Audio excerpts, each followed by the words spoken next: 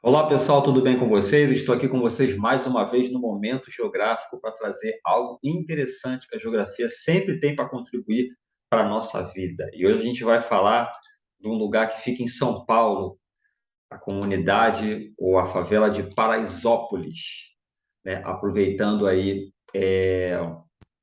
esse incidente que ocorreu com o candidato a governador lá de São Paulo, mas a gente não vai falar sobre essas questões políticas, sobre esses atentados, não. A gente vai falar do espaço mesmo, do que é, como que se consolidou essa comunidade, essa favela de Paraisópolis, que fica no bairro do Morumbi, em São Paulo. Tá pronto? Então vem comigo então. Gente, a gente está aqui com o Google Map para mostrar para vocês uma visão do alto. A gente está falando aqui do estado de São Paulo, tá? Aqui é a sua capital. Logo de primeira, a gente já pode surpreender com essa mancha urbana, esse grande aglomerado humano, nessa megalópole, nessa metrópole que é a cidade de São Paulo, a sua grande São Paulo, com a sua região metropolitana. Mas o nosso foco vai ser aqui para a zona sul da capital paulista, que é a favela, né, ou a comunidade de Paraisópolis. Então, a gente está falando exatamente desse quilômetro quadrado aqui, que está envolvido de vermelho, né? Fica no bairro do Morumbi. E aqui dentro de Paraisópolis tem diversas divisões aqui dentro, né? Tem o bairro Grotão, o bairro Grotinho aqui no norte, Antonico, Brejo, Centro. Então, essa comunidade ela é enorme. Para você ter uma noção, o número de habitantes chega a 100 mil, né? O número de habitantes só perde para a segunda maior favela de São Paulo, que é Heliópolis. Então, vocês imaginam a complexidade do que é viver dentro desse grande aglomerado humano. Mas como que surge essa comunidade, né? Como que surge essa favela? A gente vai precisar dar uma viagem agora no tempo, né? Na década de 40, inclusive agora em 2021, setembro de 2021, fez 100 anos essa comunidade, essa favela de Paraisópolis, mas na década de 40, um pouco antes da década de 40, essa região ela era uma área de grandes fazendas. E aí foi sendo loteada, foi feito um grande loteamento ali para justamente para estar morando de pessoas de grande poder aquisitivo, né? Se você for ver em torno ali da comunidade, tem grandes bairros ali de Morumbi com pessoas com grande poder aquisitivo. E assim já estava sendo desenhado. Vamos lembrar que o café estava bombando, né? O São Paulo estava aí numa pujança muito grande, trazendo muito capital, e esse capitalismo acabou trazendo esses espaços, trazendo toda essa riqueza, né? Principalmente para esse grupo que se tornou assim. Então, na década de 40, a gente tinha essa configuração. A gente tem aqui algumas fotos de satélite mostrando na década de 60, final de 60, 1977, 87, 96 e 2000. Então, observem que a mancha urbana, né, o processo de urbanização foi sendo muito intenso justamente nessa região aqui. E voltando aqui para o nosso mapa, isso tem uma cronologia bem interessante que está associado ao processo de metropolização que a própria cidade de São Paulo passou. Vamos ver que São Paulo teve grande atração populacional, São Paulo estava crescendo com a questão do café, o café estava bombando, trouxe um grande processo industrial para São Paulo. Então, ao mesmo tempo, a cidade foi crescendo e foi atraindo pessoas, principalmente imigrantes nordestinos, que acabaram se instalando aqui na comunidade de Paraisópolis, alguns também mineiros.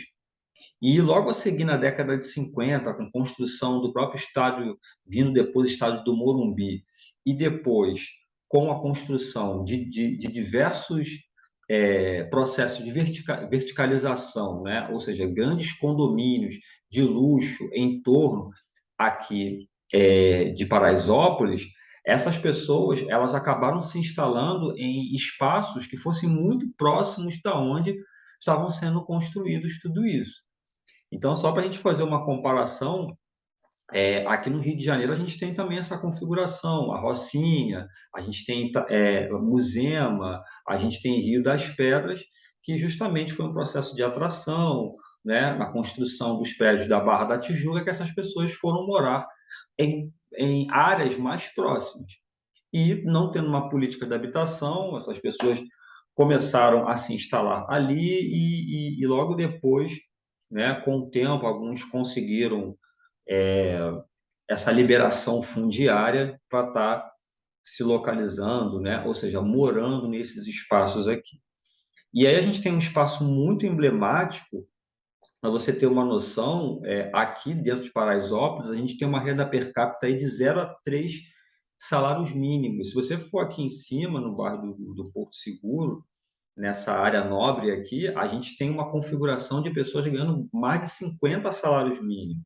Então, a discrepância econômica e social é muito grande. Um outro aspecto que a gente pode notar aqui é justamente a questão do adensamento populacional. A gente tem aqui em Paraisópolis uma densidade demográfica muito grande, enquanto aqui nesses bairros mais planejados, você tem um espalhamento maior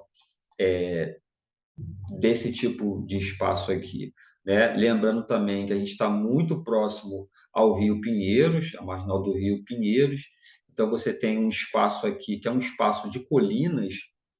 Esse bairro, quando ele foi planejado, né? Esse espaço, quando foi planejado lá no passado para pessoas de maior poder aquisitivo, justamente a questão dessa colina que está Paraisópolis acabou não dando muito essa configuração de moradia atual na qual nós temos hoje.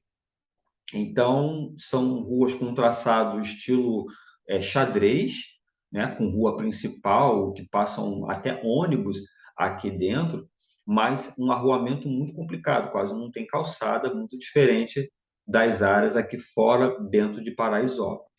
Mas Paraisópolis está dentro da cidade de São Paulo, faz parte da cidade de São Paulo também.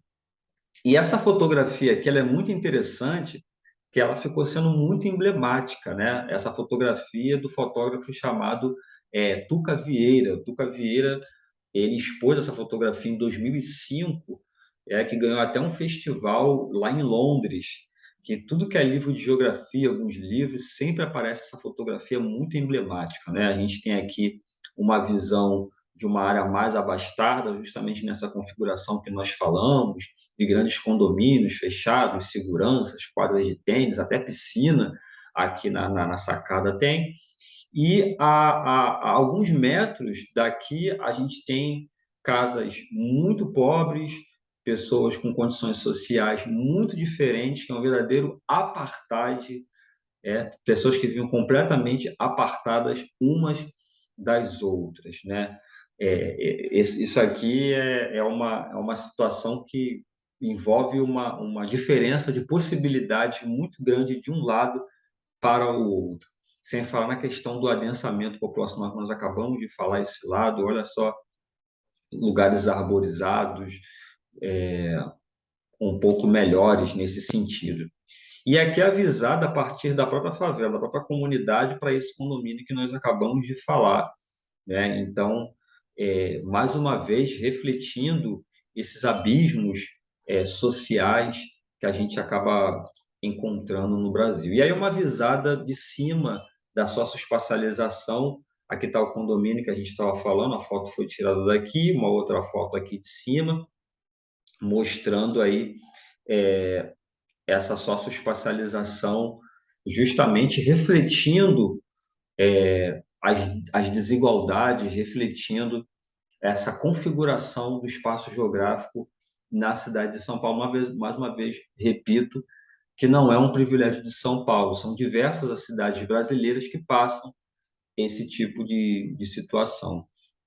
E é interessante pensar com a geografia, que nos mapas a gente vê um tipo de realidade, né? A gente tem ali a questão do relevo, a questão do clima, da vegetação, a gente tem ali diversas situações que os mapas nos auxiliam muito. Porém, quando a gente vai na realidade, quando a gente vai no espaço, a gente começa a entender um leque, começa a abrir um leque de possibilidades de investigação que esse espaço nos oferece. Afinal de contas, a gente está falando de um fluxo intenso de pessoas, de mercadorias, né? Para você ter uma noção, Paraisópolis tem uma movimentação financeira muito grande, né? Exatamente por conta da questão de que pessoas saem daqui para trabalhar em seu entorno, em casas de família, né? Na questão da prestação de comércios e serviços, e também da própria dentro da comunidade, com diversos serviços, culturas que acabam até mesmo sendo exportadas para outros lugares, né? E justamente quando você tem um espaço onde você tem às vezes uma favela, uma comunidade, a tendência é diminuir o valor, sendo que aqui em Paraisópolis, não, o valor continua o mesmo, né? Várias tentativas foram feitas de tirar essas pessoas daqui, mas elas é um foco de resistência no espaço. Isso mostra essas disparidades que a gente vive e que acaba sendo refletido na paisagem, a forma de organização desse espaço. A geografia ela não fica de fora dessa. Tá bom, minha gente? Então fica aí um pouquinho para vocês conhecerem aí uma forma de conhecer aí essa grande comunidade, essa grande favela de Paraisópolis que fica no Morumbi, um lugar de grande poder aquisitivo. Tá bom, minha gente? Muito obrigado, espero que tenham gostado e até a próxima. Valeu, tchau.